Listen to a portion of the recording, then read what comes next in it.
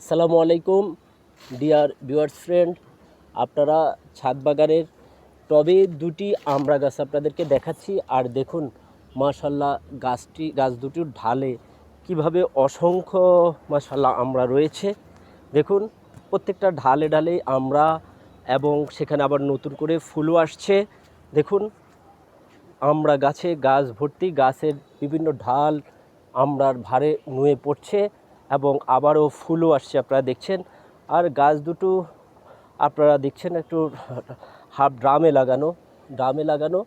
এবং জানেন আমড়া গাছ এটা 12 মাসে সাধারণত, যদি আপনারা থাই 12 মাসে আমড়া গাছ আপনারা টবে বসান, তাহলে আপনারা টব থেকে 12 মাসেই আপনারা আমড়া পাবেন এবং আপনারা আপনাদের প্রয়োজন অনুযায়ী আপনারা আমড়া খেতে পারবেন।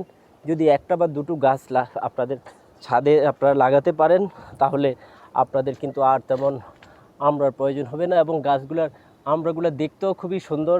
নিশ্চয়ই আপনারা দেখছেন কিভাবে সুন্দরভাবে সব আমড়াগুলো ঝুলে আছে।